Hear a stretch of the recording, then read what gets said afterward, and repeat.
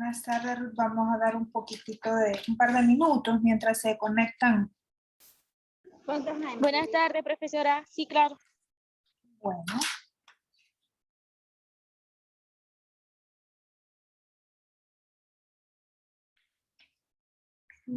Listo, perfecto.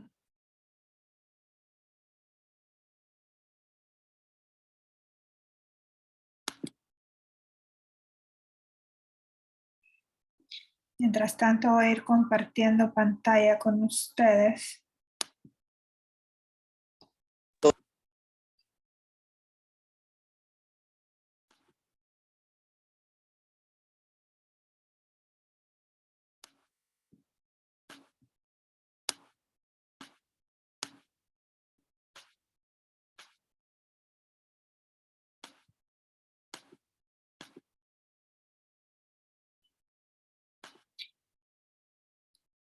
Bueno, chicos, mientras se conectan los demás,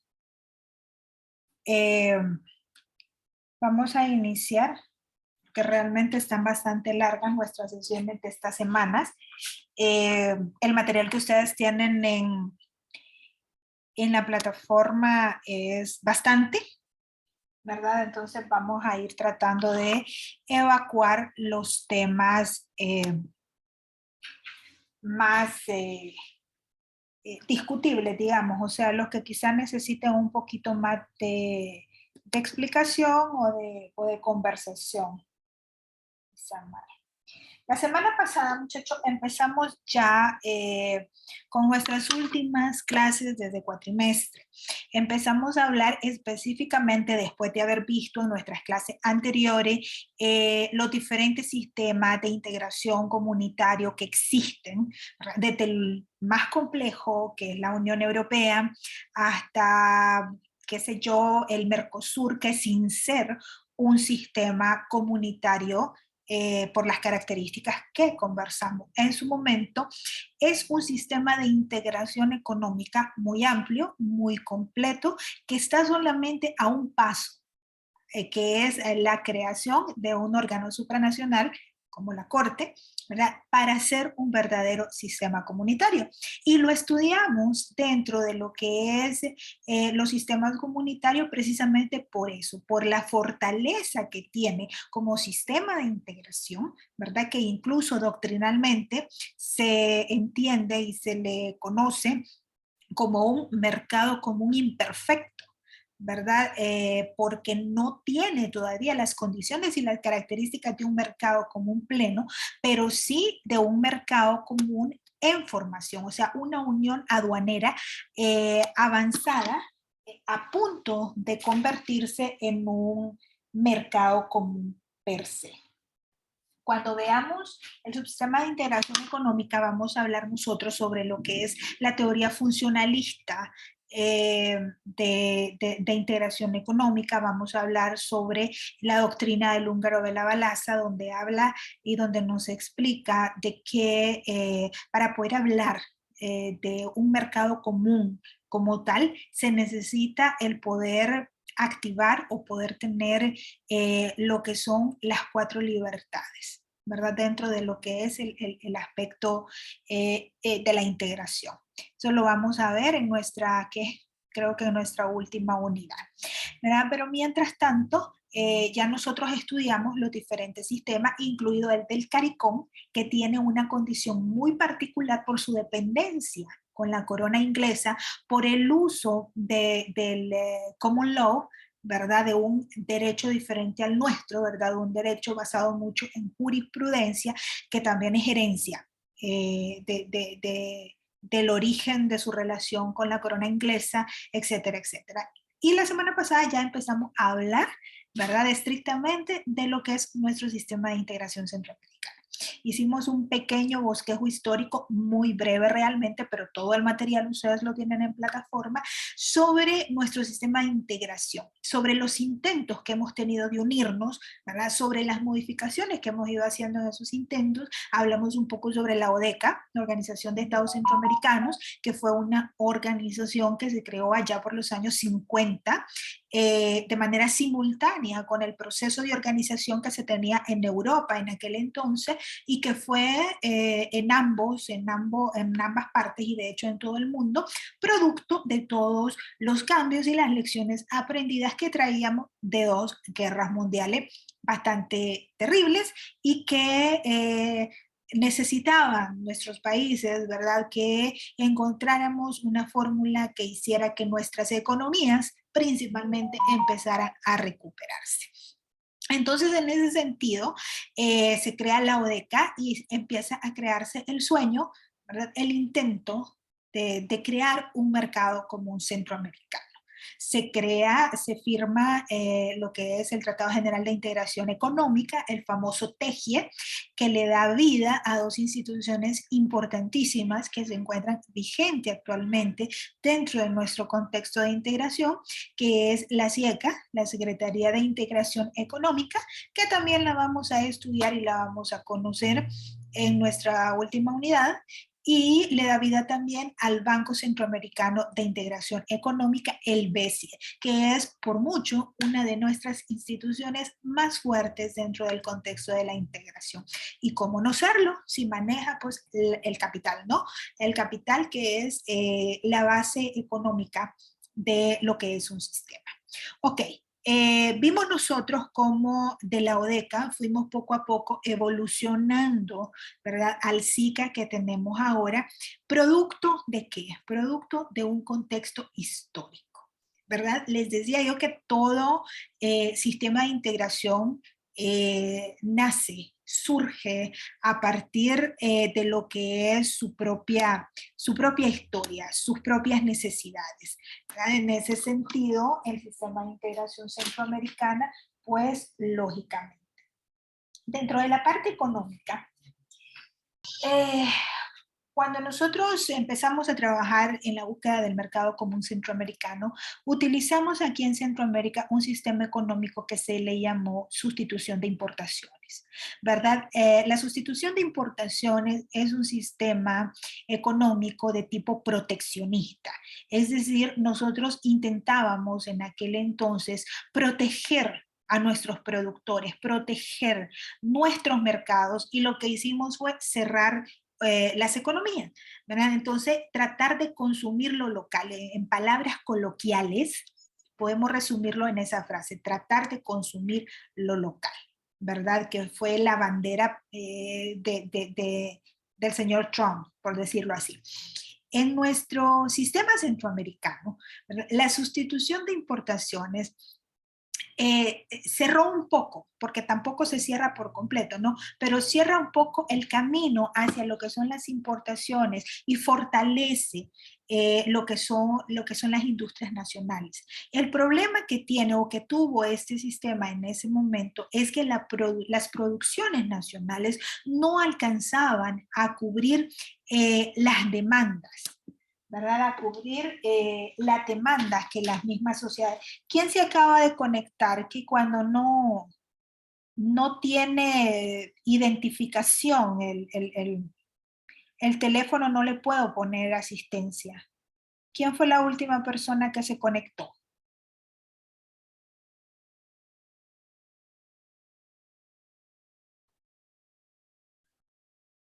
Creo que es Sarita, profe. Ok, gracias. El J7, ese J7 Neo parece que es, pero ¿Sí? quién sabe quién es. Sí, es Sarita, profe. Sarita, ok, muchas gracias. Bueno, es que si no les pongo asistencia, muchachos, hoy la universidad está terrible con ese tema, terrible, ¿verdad? Entonces, volviendo al tema, la sustitución de importaciones fortalece las industrias y la producción nacional, ¿verdad? Pero no logra cubrir o cumplir con la demanda que los mismos países tenían de determinados productos. Entonces empieza a darse una sinergia bastante compleja, ¿verdad? Bastante compleja en los mercados, perdón, como les explico, se fueron aquellas situaciones que empezaron a crear el problema de los grandes latifundios aquí en Centroamérica, ¿verdad? Los productores que no tenían eh, los insumos y los medios necesarios para poder producir conforme la demanda exigía, ¿verdad? No tenían acceso a créditos bancarios, si tenían acceso a créditos eran a intereses bastante altos, te pedían demasiadas cuestiones de por medio. El asunto es que muchos de esos productores empezaron a ir como a la quiebra y entonces los grandes capitales empezaron a consumir esas industrias pequeñas. Y fue la época del crecimiento de los monopolios, del crecimiento de los grandes latifundios, que históricamente nos llevó aquí en Centroamérica a todas las revoluciones que se dieron o que iniciaron a finales de los 70 y que abarcaron pues parte de los 80, ¿no? hasta los 90, cuando empieza pues un proceso de pacificación del que también hablamos a grandes rasgos la semana pasada, que fueron los procesos de Contadora, los procesos de Esquipula 1 y 2, que fueron abriendo paso, fueron abriendo espacio, ¿no? Para las modificaciones que Centroamérica necesitaba en ese momento, ¿verdad? Entonces evolucionamos, se sentaron las bases para una nueva Centroamérica y se dieron las condiciones adecuadas para que en 1991 se firmara el protocolo de Tegucigalpa y diéramos el paso de un sistema de cooperación hacia un sistema comunitario. Dime, Héctor. Profe, ahí solamente tengo, ay, qué horror esta calle.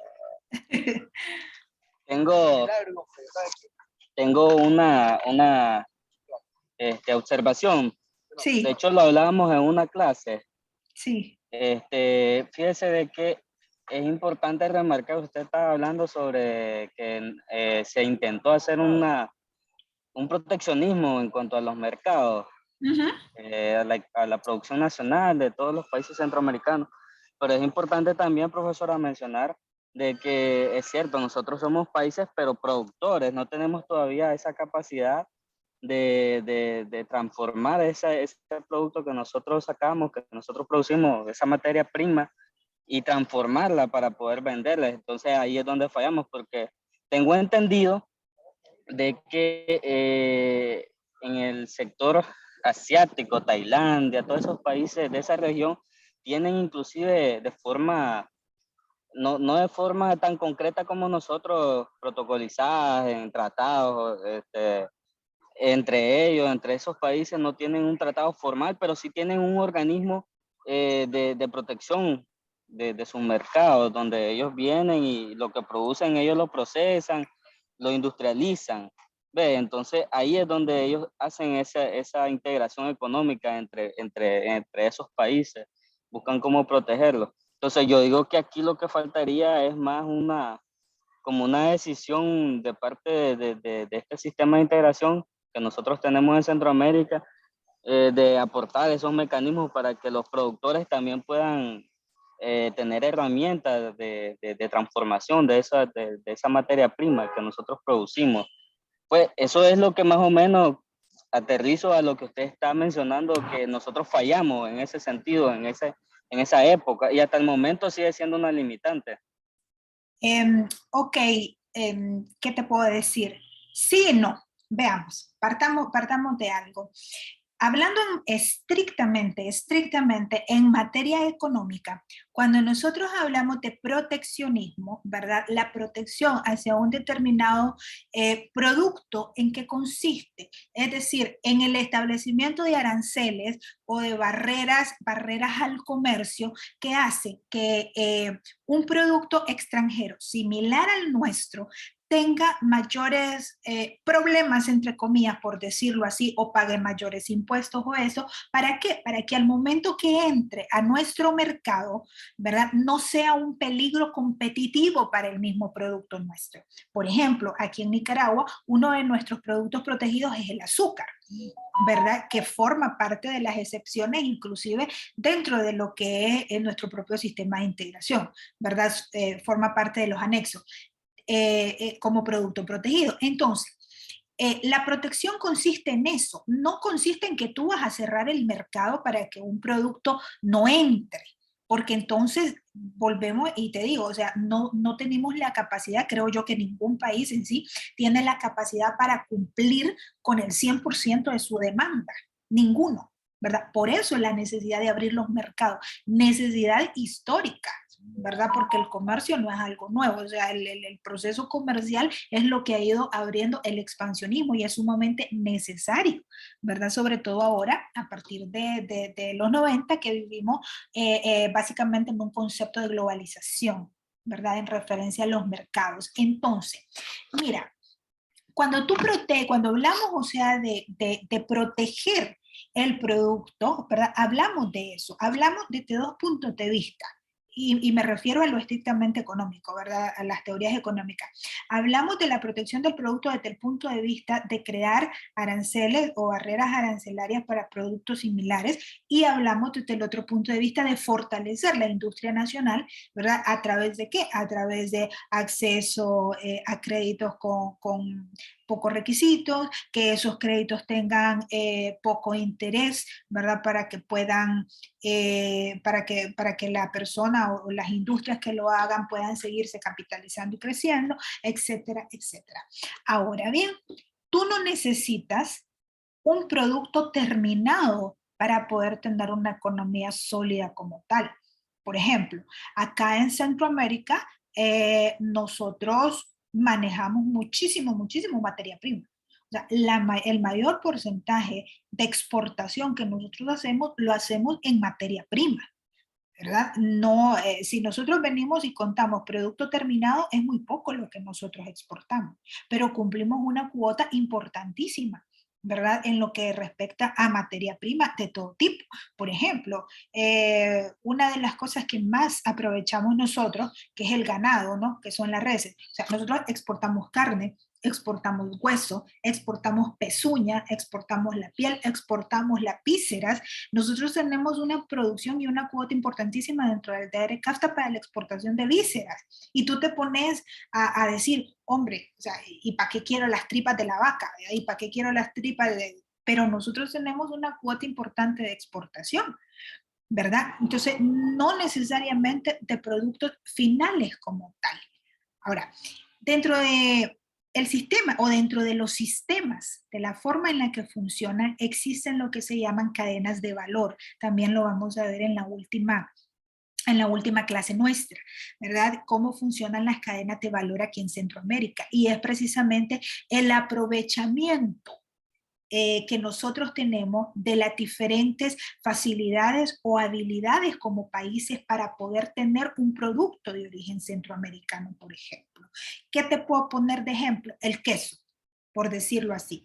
Nicaragua tiene una producción láctea muy importante y surte a sus países más cercanos. Nosotros en El Salvador, por ejemplo, somos el país más pequeñito de Centroamérica y nos falta tierra, pues entonces por lógica, por consecuencia lógica, nuestra producción de ganado, nuestra producción de productos que derivan del ganado es muy escasa.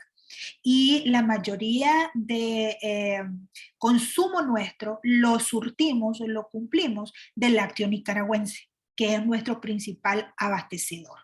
Pero ¿qué sucede? Nosotros somos un país muy industrializado, con muy buenos contactos comerciales, hemos negociado excelentes cuotas, ¿verdad? Dentro de los tratados de libre comercio, no solamente en el CAFTA y el ADA, sino que en los bilaterales que tenemos. Entonces, ¿qué pasa? Nosotros procesamos e industrializamos queso nicaragüense, lo marcamos y lo exportamos como un producto nuestro. Estamos aprovechando una cadena de valor, ¿verdad? Si a esto le unimos que, por ejemplo, tenemos una empresa que sea hondureña o que sea panameña, que es la que nos presta el servicio de transporte y que por ser intrarregional también goza de beneficios arancelarios y facilidades para el transporte. Entonces, así estamos nosotros creando una cadena de valor. Es decir, utilizando todo tipo de insumos centroamericanos para poder producir nuestros productos de origen, ¿verdad? Entonces, Ya eso ya es entrar en términos estrictamente económicos, que son un poco más complejos, pues, y no nos podemos meter en eso a esta clase, pero a grandes rasgos, ¿verdad? Así es como va funcionando. Entonces, en aquellos años, eso fue, bueno, y de hecho les sugiero a ustedes que son tan acuciosos, tan curiosos, buscan sobre la sustitución de importaciones que se dio acá en Centroamérica, pues en aquella época cómo funcionó y todo, nos llevó a un momento histórico, como les digo, de crisis sociales que fuimos superando a nuestro propio ritmo, con nuestras propias formas. Tuvimos contadora, tuvimos estípulas 1 y 2, llegamos al 91 a la firma del protocolo de Tegucigalpa, donde le damos vida al sistema de integración centroamericana, que es el que tenemos vigente hoy en día. Y lo empezamos a ver la semana pasada. La semana pasada llegamos hasta ver cuáles son los órganos. Vimos lo que es el protocolo de Tegucigalpa. Estudiamos que el protocolo de Tegucigalpa está estructurado tal cual una constitución. ¿Verdad? Y los integracionistas decimos que el protocolo de Tegucigalpa es la constitución de Centroamérica como comunidad, ¿verdad? Entonces, ¿por qué? Porque tiene una parte dogmática, donde están todos los principios, todos los derechos que sustentan, ¿no?, el sistema de integración centroamericana. Y tiene una parte orgánica, tal cual una constitución, que es la que estructura y organiza la comunidad centroamericana. ¿Verdad? En eso nos quedamos la semana pasada. Y entonces acá tenemos, ahí se me fue para atrás, ahí está. Tenemos acá en pantalla, no sé si ustedes pueden ver, cómo orgánicamente, o sea, aquí tenemos en esta infografía la organización, la estructura institucional del SICA, que está plasmada en su tratado fundacional, que es el protocolo de Tegucigalpa. Entonces dice que el SICA cuenta con órganos, ¿verdad? Con diferentes órganos que son los que desarrollan todos esos principios que están plasmados en los artículos 3 y 4 del protocolo de Tegucigalpa. Cuenta con un parlamento centroamericano, que de hecho el parlamento centroamericano nace anterior a la firma del protocolo de Tegucigalpa, nace con el establecimiento o la firma de la Carta de Esquipula II, nace como un foro de deliberación política que tuvo en ese entonces la capacidad y hasta el momento tiene la capacidad de negociar, de concertar, de deliberar, ¿verdad? Y además es el que tiene la representación democrática del sistema. ¿Por qué? Porque, bueno, al Parlamento Centroamericano es el único órgano del SICA al que nosotros con nuestro voto elegimos cada 5 años a los representantes dentro de ese foro. Ahora bien, el Parlamento, lo vamos a ver un poquitito más adelante, no es un órgano de carácter legislativo. El Parlamento Centroamericano es un órgano de carácter político, de representación política y democrática. No legisla, ¿verdad? Entonces, no legisla. Eso es importante tenerlo claro porque solemos confundir la cuestión, pero en nuestro sistema de integración el Parlamento no legisla, es un foro de deliberación de índole político y democrático, ¿verdad? La reunión de presidentes, decíamos nosotros que es la máxima representación, el órgano máximo dentro del sistema de integración y está representado, tal cual lo dice, por el presidente constitucionalmente electo de cada uno de los 8 estados miembros del SICA. Tenemos también la reunión de vicepresidentes o designados a la presidencia, que igualmente su conformación es de índole intergubernamental y está obviamente representada por los vicepresidentes o por los designados a la presidencia. Existe también el Consejo de Ministros que, ojo, y esto es muy importante que lo recordemos, el Consejo de Ministros, ¿verdad?, es el verdadero órgano legislativo dentro del SICA, porque dentro de sus facultades, que ya lo vamos a ver también, dentro de sus facultades está la elaboración de reglamentos. Los reglamentos dentro de la estructura del SICA tiene las características de ser erga omnes. ¿Qué significa erga omnes? Significa que tiene validez para terceros, o sea, validez para todo el mundo. Por lo tanto, ¿verdad? Estos reglamentos en el contexto comunitario y dentro de la normativa comunitaria tienen los efectos de una ley. Por lo tanto, el Consejo de Ministros, que es el único que por tratado está facultado para la creación de reglamentos, es el verdadero órgano legislativo del sistema. Ojo, este dato es sumamente importante. Primero va para examen. Esta es una pregunta de cajón para examen. Y segundo, es una cuestión elemental para comprender cómo funciona un sistema de integración, ¿verdad? Entonces, por eso hago énfasis. Los artículos del 16 al 23 del protocolo de Tegucigalpa tiene plasmada cuáles son las facultades específicas que ellos como órgano cumplen. Tenemos también el comité ejecutivo. El comité ejecutivo también tiene una connotación intergubernamental y está representado por un representante, valga la redundancia, designado por cada una de las cancillerías de los 8 estados miembros. La Secretaría General, estamos hablando de que es un organismo de carácter técnico ejecutivo. La Secretaría General está representada por un secretario general que es el máximo funcionario dentro de la estructura organizacional del SICA y es quien al menos en papel tiene la representación de todo el sistema. Digo al menos en papel porque así está establecido. Así es establecido. Si ustedes revisan, ¿verdad?, los artículos del 25 al 27 del protocolo de Tegucigalpa y ven las facultades del secretario general, ahí dice con toda claridad que es el representante del sistema. Pero a efectos prácticos, ¿verdad?, existen situaciones en las cuales los presidentes no han querido permitir que esa delegación de facultad se lleve a cabo. Por ejemplo, en lo que son las negociaciones de los tratados de libre comercio que se han hecho como región. Entonces los presidentes han decidido hacer ese tipo de negociaciones desde el punto de vista de la bilateralidad, aunque estos tratados sean de región a región, ¿verdad? Y bueno, entonces esas son de las pequeñas falencias, de las pequeñas, no tan pequeñas realmente, falencias de las que tenemos como sistema.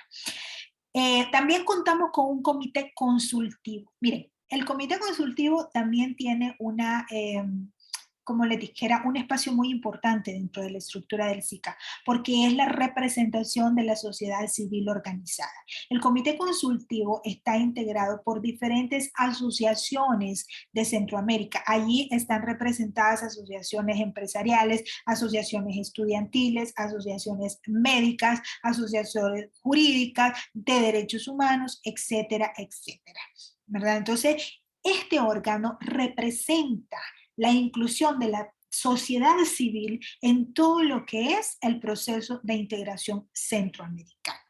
Y tenemos finalmente, por supuesto, la Corte Centroamericana de Justicia, ya que sin una institución de índole jurisdiccional realmente no podría existir una comunidad.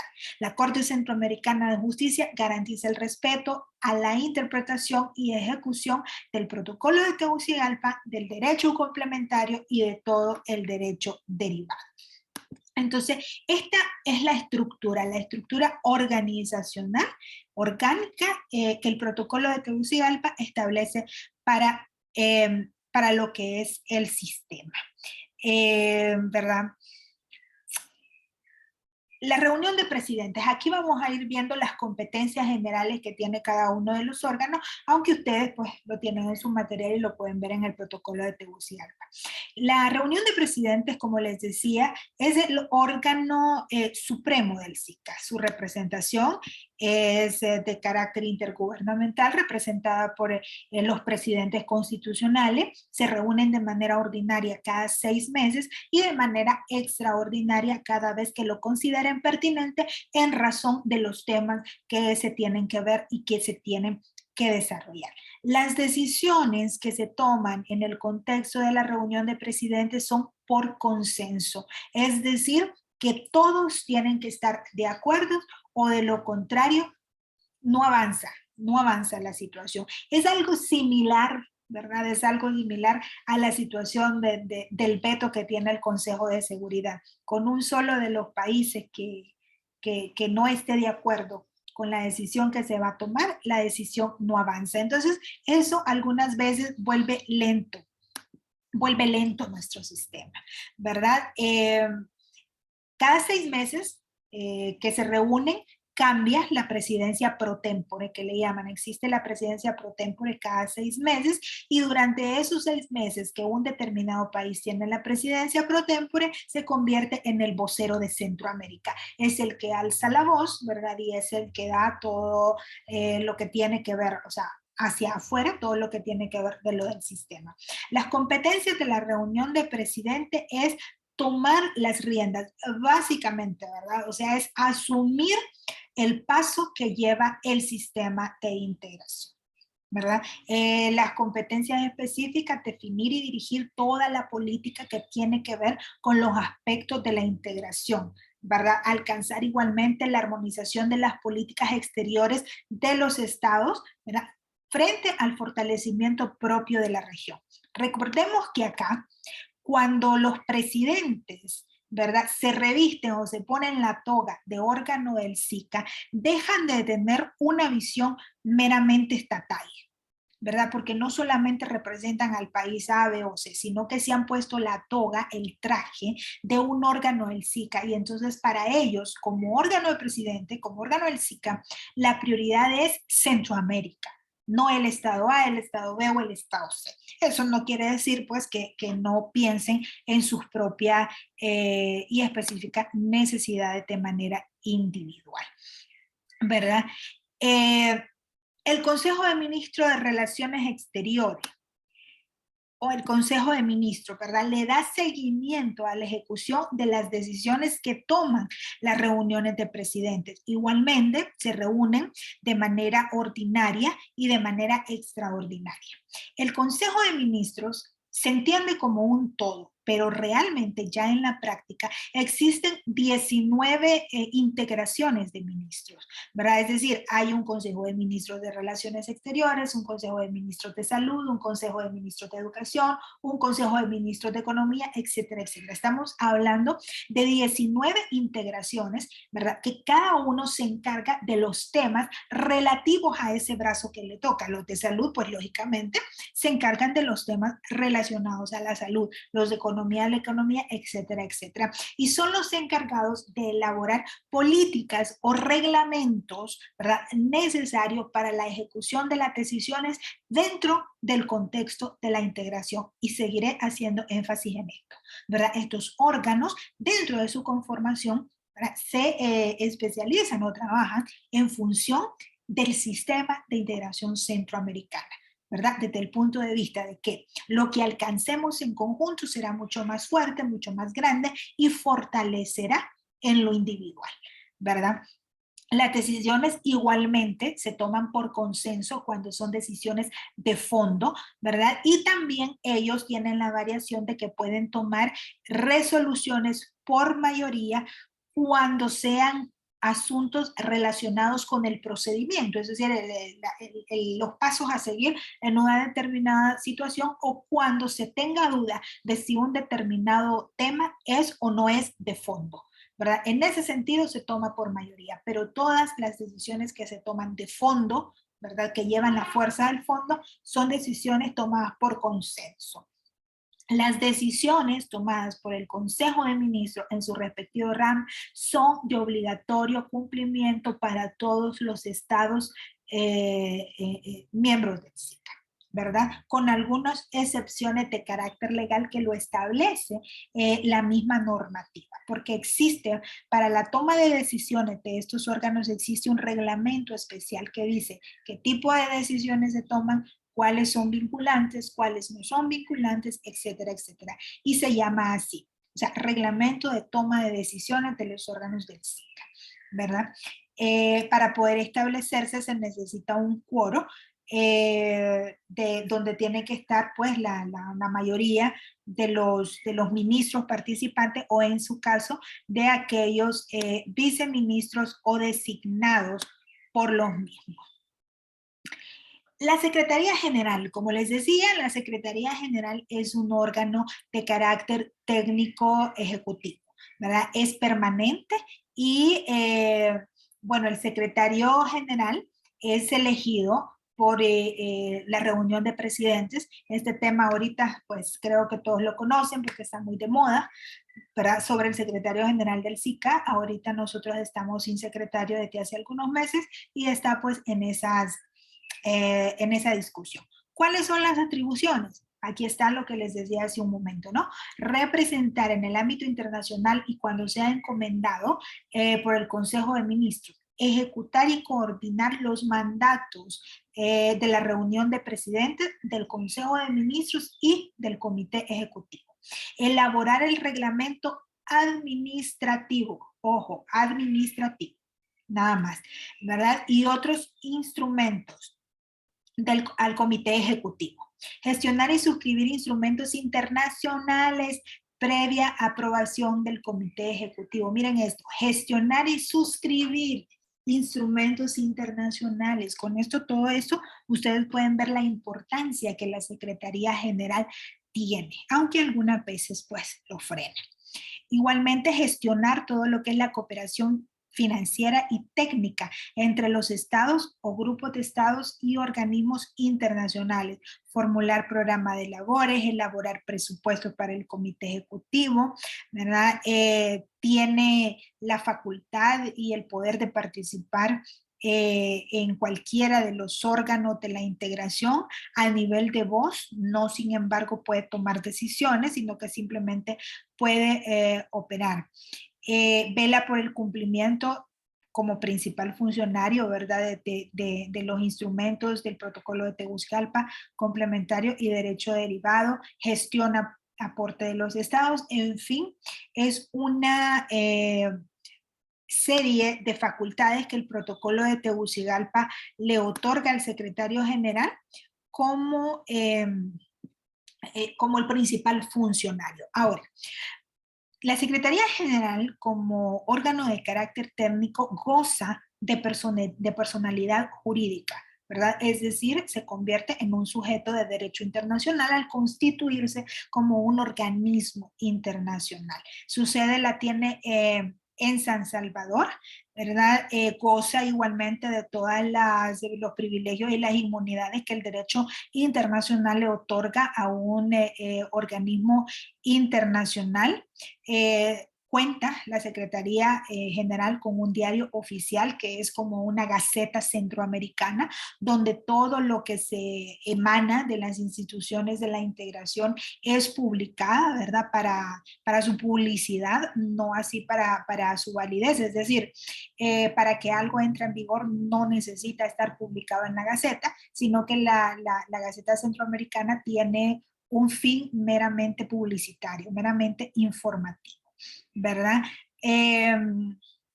Bueno, igualmente la Secretaría General somete a decisión de la reunión de presidentes diferentes iniciativas, diferentes propuestas de sus negociaciones con terceros estados, sobre las negociaciones de diferentes acuerdos de aprobación, etcétera. Tiene un papel muy importante dentro de lo que es el sistema, les repito, de manera técnica ejecutiva. Bien. El comité ejecutivo del SICA está integrado, les decía, por un representante de cada estado nombrado por las cancillerías, las respectivas cancillerías.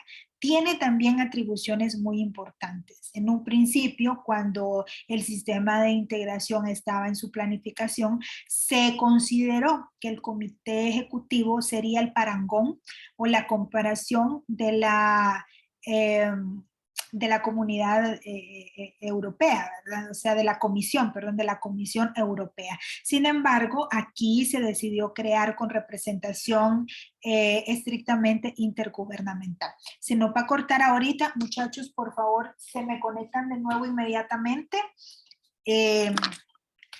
para poder continuar.